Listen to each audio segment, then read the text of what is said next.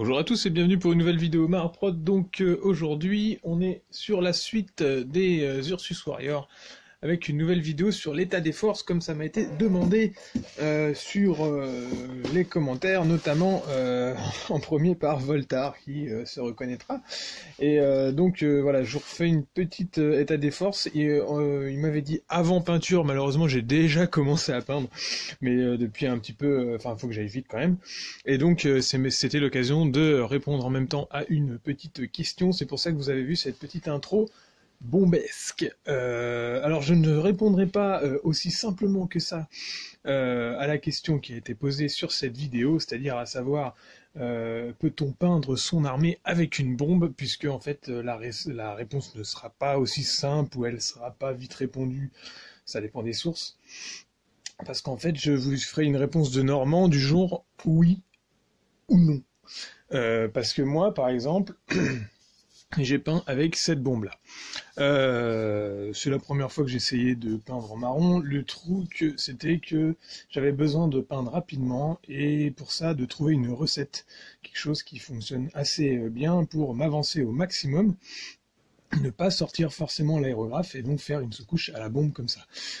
J'ai l'habitude de ces bombes-là, donc je ne conseillerais pas aux gens qui n'ont pas l'habitude de s'en servir de sous-coucher leur figurine avec ou d'essayer de peindre avec, parce que comme tout outil, ça se maîtrise et donc on aura de tout et de rien sur le net. On aura des gens qui sont à fond sur ce genre de bombe, moi j'en fais partie, mais je peins beaucoup de décors avec plutôt que des figurines, ça je le cache pas.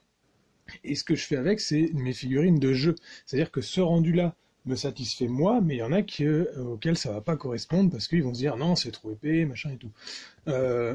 Juste pour vous prendre une figurine au hasard, on est sur ce type de rendu. Alors attendez. Que je le mette bien. Si j'arrive à faire la mise au point avec mon portable. Voilà, donc on est sur ce type de rendu. Ici il y a déjà eu une phase donc de sous-couche avec la bombe que je viens de vous montrer, et puis après je suis revenu refaire les couches de base, enfin l'ombrage, avec un aérographe. Donc vous voyez que ça n'entame pas les détails. La figurine est un peu brillante, mais surtout parce que j'ai de la lumière qui est pile au-dessus et qui me sert à tourner les vidéos pour que vous voyez bien.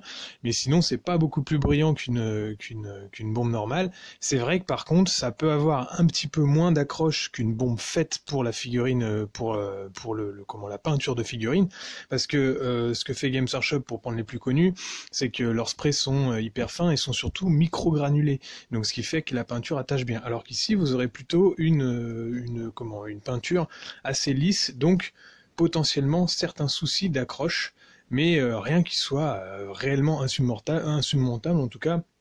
Moi j'ai aucun souci là-dessus, mais parce que peut-être que j'en ai l'habitude aussi.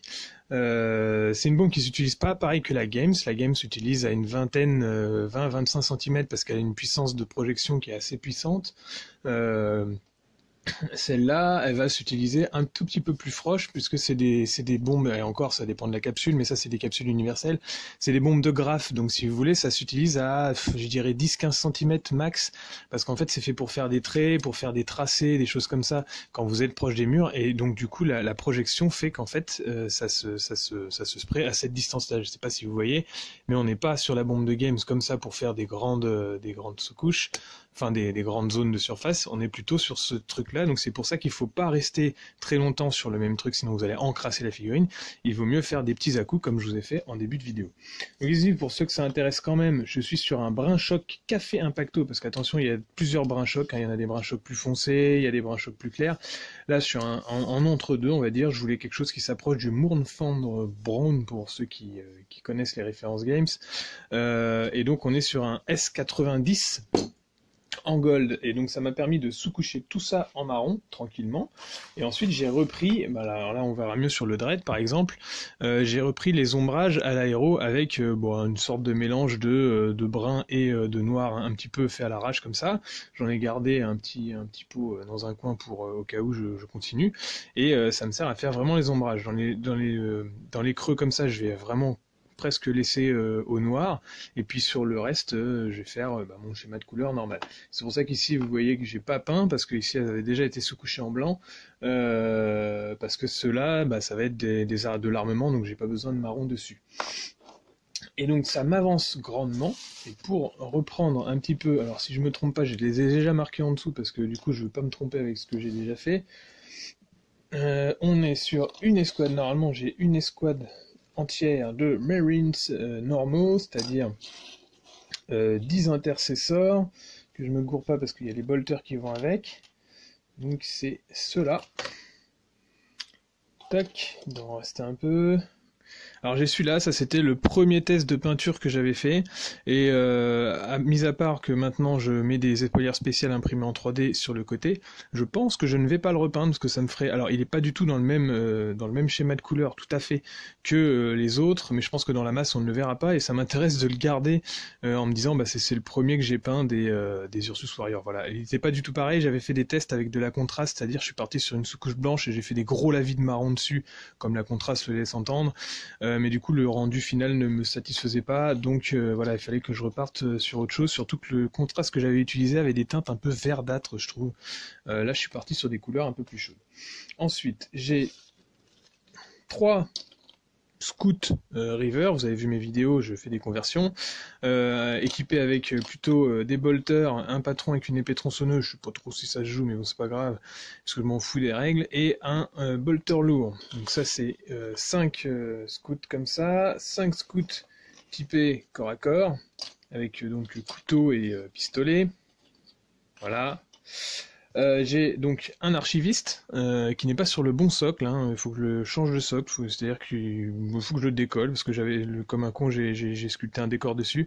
Donc je pense que je vais carrément le découper et puis le recoller sur un socle grande taille, et bien sûr il vient avec sa coiffe, hein, mais je suis obligé de le peindre à part pour pouvoir accéder à l'arrière du pan de cape de fourrure que j'avais fait. Ici j'ai 3... ah non j'en ai 5 déjà, tiens, réacteurs dorsaux. Que je jouerai en réacteurs dorsaux normaux et pas avec les références Primaris là, c'est pour ça qu'il n'y a plus des ailettes partout, j'ai enlevé ce qui était moche. Donc ils sont installés avec des armes de corps à corps, le patron il a une épée énergétique, et j'ai un canon d'assaut. Alors je sais pas trop comment je vais faire correspondre ça dans les règles, hein. J'ai pas encore trop regardé le codex, mais on verra ça. Ensuite j'ai un capitaine. Je sais pas trop ce que c'est ça, sergent, enfin j'en sais rien. Mais voilà, donc vous voyez la sous-couche avec les ombrages pour la cape, et puis quelques débuts d'éclaircissement rapide à l'aéro, mais après tout se fera plutôt au pinceau, hein. Je vais le mettre avec le patron là-bas. J'ai un autre patron, ah non c'est peut-être lui le capitaine, enfin un mec en armure Grévis, avec cap et puis gros pactage là. Donc lui, je sais pas trop, d'ailleurs il est pas fini de converti parce que je lui ai pas mis encore assez de détails Ursus Warrior, donc il va falloir que je continue ça sur lui. Mais je vais le peindre déjà comme ça, puis on verra après. J'ai bien sûr les Blade Guard, donc ça j'en ai 5. 1, 2, 3... 4 et 5, avec un bouclier qui se balade parce qu'il faut que je peigne le derrière, et une autre escouade d'intercesseurs, donc 10 aussi, donc ça fait 2 escouades complètes. Là on va essayer de garder les bolters avec, pour ceux qui en ont. Voilà. Et j'ai quand même avancé sur la peinture, c'est-à-dire j'ai 5 dévastateurs. Alors cherchez pas au niveau de la conversion, c'est des dévastateurs primaris, c'est-à-dire que c'est du primaris parce que je ne fais que des primaris, mais je vais les jouer en dévastateurs normaux, c'est-à-dire avec les règles des anciens marines. Donc je vais avoir un... Alors lui, non, lui par contre il est un peu spécial. Je sais que, sauf si vous êtes des Blood Angels, vous n'avez pas le droit d'avoir des lance-flammes lourds. Mais comme dans l'armée, mon armée ne comportera pas de lance-flammes à part 2 figurines. Mon patron, quand je ferai vraiment mon seigneur, et cette figurine, qui a donc son petit truc honorifique en plus par rapport aux autres, et qui porte une sorte de lance-flamme. Je vais lui faire un petit historique à lui. Voilà. Bref, c'est un lance-flamme qu'il aura récupéré d'un véhicule. Il faut encore que je travaille l'historique, mais il aura une fonction particulière dans l'armée en fait. Sinon, dans les règles, je le jouerais comme un multifuseur. Et donc cette escouade-là est peinte, on est sur du Devastator, donc on a le lance-plasma, le canon laser, un lance-missile et un bolter lourd. Donc là ils ont fini d'être peints, je vais vous en montrer un comme ça, c'est-à-dire au niveau du schéma, on est sur ce type de schéma, voilà, je mets les petites plumes, je peins les polières du côté en gris acier pour le pourtour, et puis le reste c'est du marron éclairci, et des petits détails comme le pan de peau qui est ici. Comme la peau au niveau fourrure est censée être de la même couleur, la fourrure, que le reste de l'armure, je me suis dit que j'allais partir sur tout ce qui dépasse et qui est vraiment de la peau tannée, sur un ocre beaucoup plus clair sur lequel il y a des marquages et tout. Sinon normalement c'est des marquages codex qu'ils ont sur leur truc, ils suivent les règles des codex. J'ai également peint 5 autres scouts, alors c'est toujours des scouts river, ceux-là c'est les snipers, voilà, donc c'est pareil, ils sont terminés aussi, et donc on est sur 4 fusils de sniper dans des poses différentes qui étaient donc imprimées en 3D, voilà, on a le patron ici qui avec son fusil lance-grappin, dont je n'ai pas mis l'espèce de zigouigoui qui part en l'air parce que je trouve cette pièce ridicule. Là on a une conversion avec un Space Marine à genoux qui est en train de tirer, et un canon laser léger, je sais pas trop comment ça s'appelle, mais j'avais ça dans mes bits et je trouvais ça sympa de foutre ça sur un scout. Et oui, et puis bien sûr j'ai peint aussi le judiciaire que je vous avais montré donc dans le dernier vlog numéro 14, avec le petit clin d'œil à Feu Sir Lambert et ses Chevaliers de la Lumière sur les polières, puisque je compte que cette figurine soit une figurine qui ne fait pas vraiment partie des effectifs de l'armée, c'est plutôt une figurine détachée dans l'armée qui vient d'un autre chapitre, puisqu'elle fait partie de toute façon du réclusium des chapelains. Voilà, donc celle-là, c'est une des premières figurines que j'ai peintes, comme elle faisait pas partie du schéma, je l'ai vraiment peinte à part, à une soirée peinture entre potes, et sinon donc j'ai tout ça à peindre avec le gros dread qui est ici, et vous avez toute l'armée devant vous. J'ai racheté, oui c'est vrai, une boîte de tank, l'espèce de tank sur aéroglisseur là, que je ne connais pas le nom, mais je pense pas le faire tout de suite, en tout cas j'ai déjà ça à faire, et ça sera déjà pas mal. Donc sinon au niveau couleur, donc, vous avez la couche de base en gold brun choc, et puis après petits assombrissements à l'aérographe au noir. Ensuite je corrige avec des brins, donc du Mournfang et du Rhinoxide. La bombe se situe un peu entre les deux, ce qui me permet de faire un petit peu d'éclaircissement avec celui-là, un petit peu d'ombre avec celui-là, donc des marrons, 2 marrons ça suffit. Éclaircissement que je peux renforcer avec du Khemri Brown ou alors du Zandri Dust, ça dépend ce que vous avez en stock. Là je fais aussi quelques linings, des arêtes avec cette espèce d'ocre jaune. Bien sûr, du noir et du blanc pour le fond des épaulières est fait en noir, le blanc ça me sert de couleur pour faire tout ce qui est détail et éclaircissement, du gris, alors là c'est du Late Belcher, mais j'utilise aussi du Iron Warrior en métal pour tout ce qui est sombre, donc le Iron Warrior en premier, le Late Belcher ensuite, et du Mithril Silver. J'ai la chance d'avoir ce petit pot qui est donc une relique et qui fonctionne infiniment mieux que toutes les merdes qu'ils ont sorties derrière. C'est hallucinant, j'ai un espèce de gris métallique qui ne couvre absolument rien, là, une espèce de layer de merde, et du coup je préfère utiliser le mithril pour éclaircir les dernières zones de métal de mes fusils par exemple. Ça fonctionne très très bien. Et puis donc les détails de bleu sur les plumes ou alors les optiques, je les fais au Make-Rage Blue et éclairci à l'Ariman Blue. Pour le petit côté peps de cette couleur. Et puis après il y a les rouges. Alors les rouges, je pars sur une base de Mekrit Red et puis de Mephiston Red pour le rouge un petit peu plus clair. Voilà, donc pas beaucoup de pots de peinture, hein, ouais, ça tourne autour d'une dizaine de pots, 10, 11, 12 environ, voilà, pas beaucoup plus, et puis c'est parti pour la peinture. Je vous ferai une vidéo accélérée de tout ce qui va se faire au niveau de ce que je fais sur une figurine par exemple, Et puis après, je pense que je vous ferai peut-être une vidéo sur le Dreadnought, je verrai. Mais je vais pas pousser beaucoup plus loin, vous allez rapidement voir cette armée entièrement peinte. En tout cas, merci à tous de me suivre. C'est vrai, je vous ai un petit peu appâté avec peut-on peindre une armée avec de la bombe, mais honnêtement, c'est juste que déjà c'est une question d'habitude, et puis c'est aussi une question de prix, il faut le dire.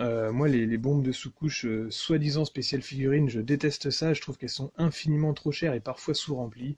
Ça, c'est 4 euros, vous avez toutes les couleurs possibles et inimaginables. Et si vous savez bien vous en servir, moi je sous-couche régulièrement mes figurines en gris 70-70. Franchement, c'est top. C'est pas beaucoup plus épais qu'une sous-couche normale. Alors oui, c'est vrai, je ne vous conseillerais pas de sous-coucher une figurine de concours avec de la bombe de Graf, ça c'est sûr. Mais pour ceux qui veulent se débrouiller et aller assez vite, franchement, c'est top. Je reprends une comme ça. Voilà, c'est vraiment pas empâté. Vous avez encore tous les détails. Vous avez vu sur les figurines finies que je vous montre. Bon, alors là, c'est flou. Forcément, j'arrive pas à faire la mise au point. Ah bah, tu vois quand tu veux. Alors voilà où on en est sur la figurine. Donc vous voyez, je vous le détaille un petit peu.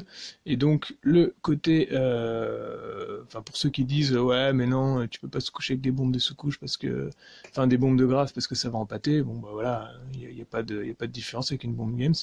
Et là je vous fais un zoom sur le petit couteau. Donc je suis parti sur un espèce d'effet silex. Je suis pas forcément à fond sur mon rendu, enfin fond content de moi on va dire, mais bon ça donne un style. En fait je suis parti sur des, vous voyez un silex brisé, ça fait des espèces de nuances et tout. Peut-être que je les rendrai brillants à la fin avec un vernis pour que ça fasse vraiment pierre taillée. Voilà. En tout cas, merci à vous de me suivre. À bientôt pour la suite de ces petits Ursus Warriors. Et merci de vos commentaires.